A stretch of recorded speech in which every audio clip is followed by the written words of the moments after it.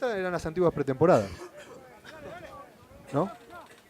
Entonces, los jugadores trabajaban todos en forma general, o la mayoría en forma general, teníamos mucho tiempo, la diferenciación que podíamos tener era aquellos que tenían mayores niveles de fuerza, la pendiente la hacían más corta y más empinada, porque ya la fuerza la tenían.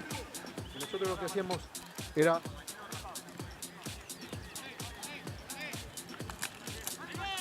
Se la ponemos nueva, para que lo vean. La primera, la de esa. Poneme esa.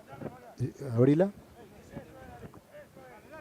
Bueno, ustedes dicen, bueno, pero ¿hasta cuándo? Como decía Kai, hasta que te cambien el aceite. Hacían 100 pendientes de estas los chicos. Piensen que son jugadores de 20 años.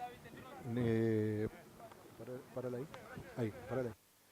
Entonces, fíjense, atrás de todo tiene una pendiente muy corta. ¿Quiénes iban ahí? Los jugadores que ya la fuerza la tienen.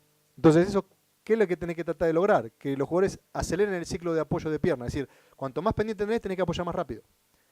¿Sí? Cuando vos la tenés en mayor amplitud o en mayor distancia, vos te da tiempo como para poder hacer la zancada más grande. Entonces, vos buscás aquellos jugadores de gran potencia, ¿sí? Y aquellos jugadores que tienen que sumar, además de potencia y de fuerza, tienen que hacer una base porque no tienen resistencia a la fuerza.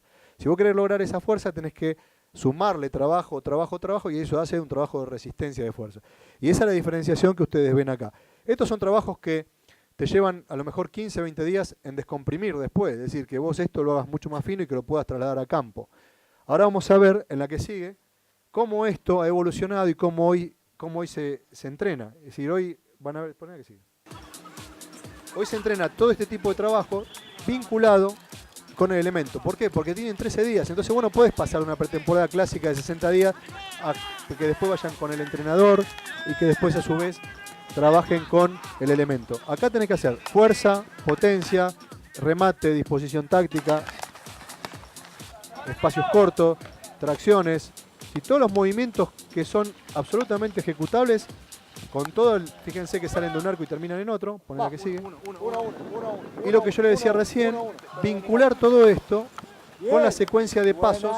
Miren, ustedes fíjense cómo le cuesta a veces a los jugadores profesionales coordinar. Porque esto lo traen de la matriz, fíjense los apoyos, Este es Boselli, por ejemplo.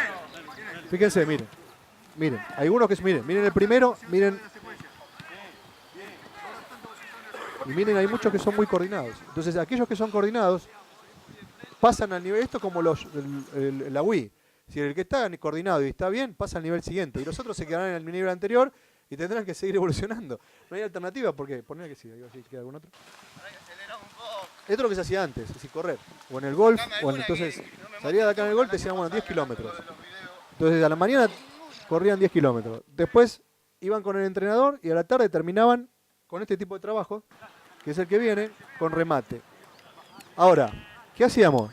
Y la verdad cometíamos muchas torpezas, porque cuando vos trabajás 10 kilómetros a la mañana o 12 kilómetros como corríamos, y lo hacíamos correr a los jugadores 10 kilómetros, después es muy difícil que puedas hacer estos trabajos de coordinación porque el sistema nervioso está absolutamente fatigado y cansado. Entonces acá es donde se provocan las lesiones y donde hemos provocado mucho. Y esto, paralo un minuto. Esto es lo que yo le decía antes. Cuando vos iniciás la pretemporada, haces una evaluación de consumo directo, es decir, al jugador le ponen esa máscara, te da los valores de inhalación, de anhídrido, de todo lo que es sus toxinas, su fatiga, y esto lo vincula con un ranking a él, del primero al último. El otro día, y los chicos que están en la cátedra lo saben, le contaba la experiencia de Di María. Di María es un jugador que tiene un alto consumo de oxígeno y que Di María después cuando venía la diferenciación en la tarea, y nosotros dividíamos los grupos para correr a la tarde, Di María, con su vocecita muy particular, decía, ¿y yo dónde voy, Gabriel? ¿Yo dónde voy? Y decían, bueno, tenés que correr, vos tenés que ir al gimnasio. No, pero yo quiero correr, pero no necesitas correr. Vos tenés que hacer musculación, son 2 escarbadientes con un corcho en el medio, Di María. Es así, es real. Di María no puede. Pero bueno, entonces él tenía que ir al gimnasio y cambiarle la secuencia como para poder desarrollar otro tipo de tarea. Ahora, si nosotros no hacemos este diagnóstico, seguramente todos corren de la misma forma. ¿Sí? El gordo se vincula con el flaco a lo mejor termina saturado, el gordo le sobra grasa para tirar para arriba y no le sacamos ni provecho a uno y saturamos al otro. Entonces, a ver si queda algo más, como para que caiga.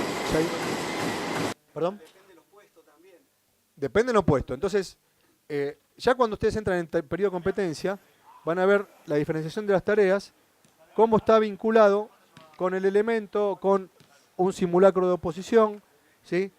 Y esto es lo que decía el CAI recién, es decir, un asistente, tres preparadores físicos, el entrenador que supervisa. En Europa el entrenador supervisa.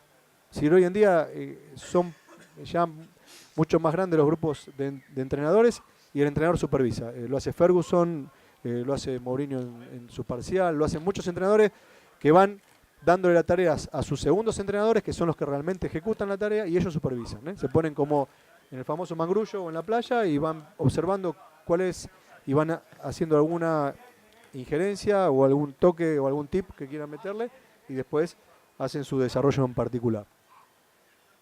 Ahora vamos a pasar al Power para ir entrando en lo de CAI.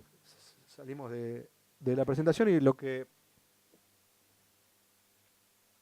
yo decía, esta es una planificación un poco más compleja que CAI cuando tenía torneo y Copa Libertadores. Esta en muchos equipos pasa. Fíjense que ya la secuencia de una vez por semana pasa a jugar cada 48 horas. Entonces, acá hay que tener mucho criterio con la posibilidad de saber qué es lo que conviene y en qué momento conviene, y por eso la rotación de los jugadores después. Por eso cuando ustedes escuchan, vamos a rotar los jugadores, pero ¿qué criterio se usa para rotar los jugadores? Los jugadores aproximadamente se rotan cada 8 partidos, cada 9 partidos, como los neumáticos de los Fórmula 1, que a lo mejor cada 3, 4 vueltas, si llueve, si no llueve, hay que cambiarlo. Y bueno, los jugadores también, porque los jugadores sufren un estrés importante, las articulaciones y los tendones de los jugadores también, y esto hace de que el jugador a lo mejor no descanse, o no se quede en su casa o no se quede en la tribuna, pero sí que vaya al banco suplente y que no sufra el estrés de la competencia. Sí el emocional, porque también lo paga.